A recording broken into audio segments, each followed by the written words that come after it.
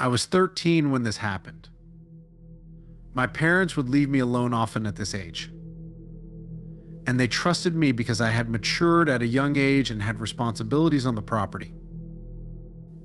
It was a weekend, and I was playing Vice City on my PS2 in the living room when suddenly a loud metallic bang came from outside somewhere in the yard. I right away ran to every window I could to look outside to see if I could see something. I didn't see anything until I got to the window looking out the storage building out back. The door to it was completely open. I went immediately to grab the rifle from the closet and go outside. I made my presence known, shouting who's in there to no avail. When I got to the door, I made it known I had a gun before looking inside. There was a bunch of stuff in there, from the sit-down mower to the quad to infinite little lawn care items, and someone could have been hiding behind any of that stuff. Even as a kid, I didn't scare easily, but at that moment I got really unsettled. So I closed the door to the building and went back inside the house. I locked the door and then sat at the window for the longest time watching the storage building, expecting the door to open at any second. I decided to go call my dad and ask his opinion. I went to the kitchen to the landline phone and called my dad's cell phone. But he didn't pick up, so I left a voicemail. I went back to sitting next to the window, but now I put on a TV show in the background to make this less monotonous. I was probably about to give up when I heard creaks from upstairs. My heart was now in my throat. I had to ask myself the big question: was I working myself up, or was someone here? I grabbed the rifle again and walked upstairs. I didn't say anything, as calling out would only make a potential intruder know that I heard them. I made it to the top of the stairs and turned on the light for the upstairs hallway. There were 5 doors to open, all of them closed. 4 led to bedrooms and 1 led to the bathroom. Each door had a decently large crack underneath that would allow you to see under. The creak in the ceiling I had heard earlier came from the side of the house my parents' bedroom was on. So I got down on my knees and looked under the crack of the door. I saw 2 bare feet facing the other side of the door. I felt my stomach twist into a knot. The reality of the situation just became so much more real, and I realized I wasn't ready to threaten or, God forbid, shoot someone. I got up and quickly went downstairs and hid in the bathroom to call my dad. He still didn't pick up, so I left another voicemail and then called again and again, but he never picked up. He must have had his phone set down somewhere. I finally called 911, as I should have done right away, and whispered into the phone the whole time, detailing exactly what was taking place. I was told to sit tight in the bathroom and not say a word. I heard footsteps coming down the stairs, and then they approached the bathroom door, as if whoever it was somehow knew I went straight to the bathroom. The footsteps stopped outside the door, and there was a brief pause before a deep voice said, "What's up, kid?" I still remember the voice and those words so vividly. If I heard that voice today, I'd still recognize it immediately. I almost wanted to cry. That's how scared I was. I disobeyed what the operator told me and spoke, saying loudly and clearly, "I'm on the phone with the cops right now, and I have a gun." The man attempted to open the door, and when he realized it was locked, I heard him walk away. I heard the footsteps fade to silence, and then the sound of a door slamming. It was the sound of the back door. I breathed a sigh of relief, and from there on, I waited for the police to arrive. When they did, I felt like 1,000,000 pounds just lifted off my shoulders. After a thorough inspection of the house inside and out, confirming that the man was gone, they asked if there was anywhere else I could stay that night. And I said, yes, my uncle's house. We contacted my uncle, who came and spoke with the police. Then he took me back to his place. The thing that haunts me the most is that it was my fault. I could have prevented this. I left the door unlocked as I went to the storage building to investigate, and clearly that's when the man simply walked right into the house. Even with a rifle in my hands, I didn't feel safe at all. It was truly the most horrific experience of my life.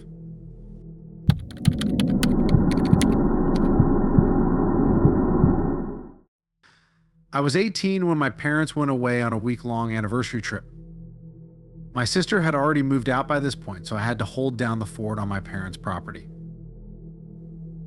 Their property is enclosed by woods and a dirt driveway leading to the road.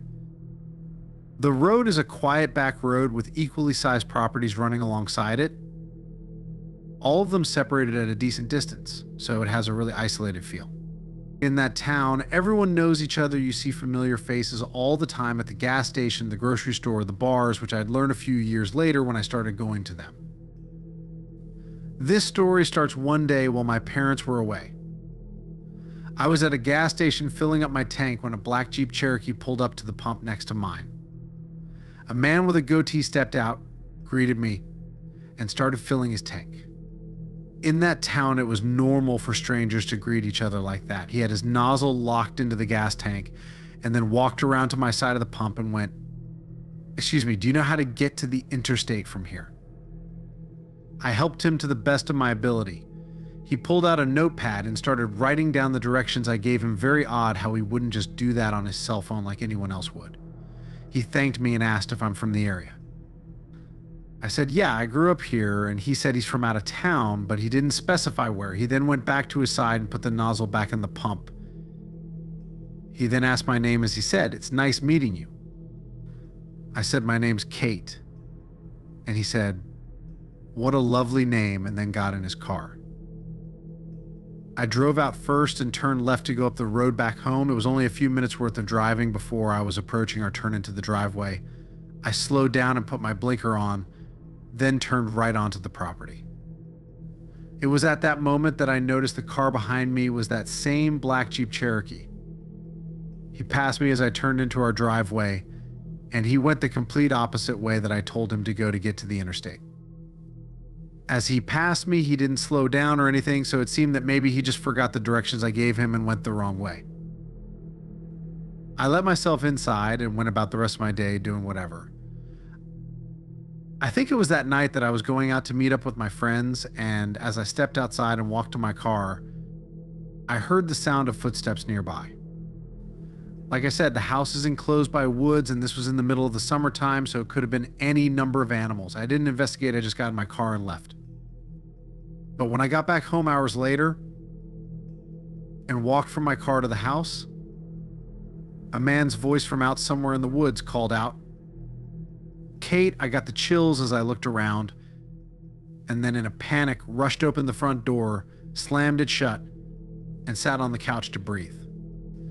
The neighbors all knew my name, but the houses are not on top of each other, so it's a bit of a walk, and there was no reason for one of them to call my name like that, like a creep, and not identify themselves. The next day, which was a Saturday, I stayed home most of the day. Later that night, I was once again going out to meet with my friends. After getting ready and everything, I went outside, and as I was walking to my car, I heard loud and clear from the not so far distance someone call Kate again. This time I didn't wait a second. I ran back inside the house and locked the door again. I called 911 this time, texting my family while doing so. After 2 cops showed up at the house, they looked around the perimeter of the property with their flashlights, then came back and said to call again if this persisted. I didn't feel much better after this. It's not really like they did much. I refrained from going outside until the next day when I had work. I was a server at a nearby restaurant, and I was working a late shift. I left the house in broad daylight, paranoid to hear that voice again. Thankfully, though, I didn't. Maybe seeing the police car finally scared them off. After many hours at work, I was ready to go home and collapse into bed. I pulled onto the property, parked my car out front, and walked to the front door. I stopped when I heard the sound of footsteps again. It didn't sound like an animal's footsteps, though. I stood on the front deck for a second, waiting, and then that familiar voice yelled out again, saying, "Kate, don't call the cops on me again." "Cutie," I yelled out. "You need help. You're sick," and let myself inside. I called the cops once more, and they came again, searched the perimeter again, and left. My parents told me I should stay at a friend's house for the night. I couldn't agree more. They would be back the following night, so after that, I would feel much safer being there. My friend Alex told me I could stay with her that night, so I packed a bag and was ready to go. I checked out the windows first to make sure the coast was clear. I then went outside and locked the door as fast as I could, then ran to the car. As I turned the key in the ignition, I heard something right to my left. Right outside the driver's side door, a man wearing a face mask was trying to open the door. I couldn't even scream. I felt like I was choking on air as I put the car in drive. He started hitting the glass with his elbow, so I looped my car around on the grass and sped down the driveway. I turned right up the road and didn't stop until I got to Alex's house. I was hysterically crying the whole drive there. I believe the man at the gas station followed me home intentionally and scoped the place out, realizing I was by myself and for whatever reason toyed with me until he actually tried to pounce and get me. This incident was a huge motivating factor in my moving out to my own apartment a few months later.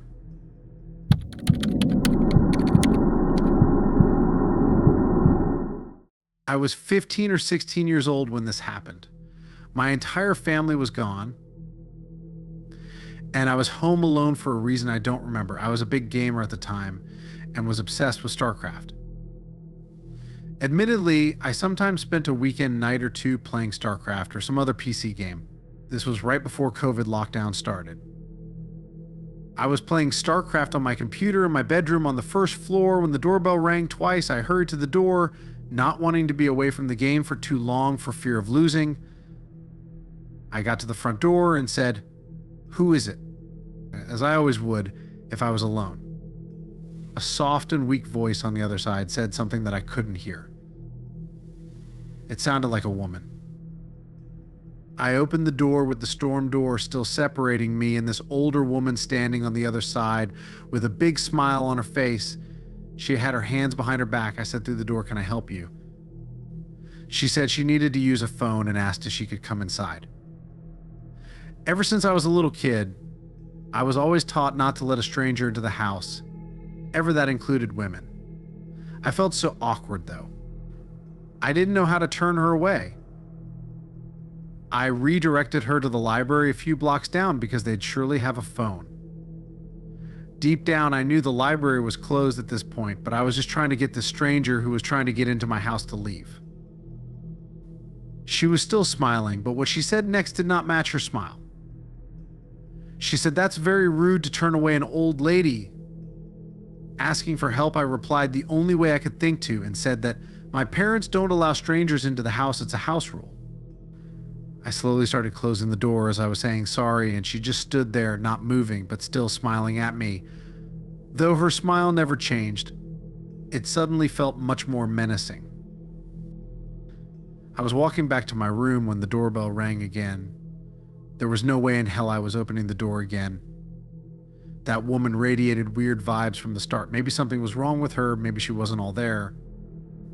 These were things I had no way of knowing, and maybe that was selfish of me to send her on her way, but I just wasn't opening the door for anyone when I was home alone. I went back to my game not too long after. I sat back down when I heard something tapping on the window, a clinking type sound from something metal. The window was directly in front of my desk and I had the blind pulled down so I couldn't see what was making the noise, but I already had an idea. My room was the only room with a light on in the house. The horrible thought that it was the old woman from just before and that she walked over to my window terrified me. I turned off the sound on my computer at this point. I didn't care about my game anymore. The clanking sound on the window persisted. I basically said, "F this," and got up and left to a different room in the house. I sat in the darkness of the living room for a bit when the doorbell rang again. This woman was harassing me now. I tried to convince myself she wasn't a threat, just some crazy old woman who's probably clueless as to where she is. When she rang the doorbell a second and third time, I decided to go open the door and ask her if there's someone I could call for her. But when I opened the door, there was now a man on the other side. He looked to be about 10 years younger than the woman. He said through the storm door, "Have you seen my mother?" I replied, saying, "Yes, she came to my door just before." He then apologized to me and said she has dementia and got out of the house. I suddenly felt bad, but he asked me if he could come in for a minute. And again, I felt awkward. Why did he need to come inside? I said the same thing I told the woman, that we could just talk through the door. I then said that I think she went into my backyard because I heard something at my window. I told him he could go around back and check. He thanked me and walked down the walkway, and I thought he went into the backyard, but when I went to the back and looked out the back window, expecting to see him searching around, I saw nobody, not him or his mom. This was all too weird for me.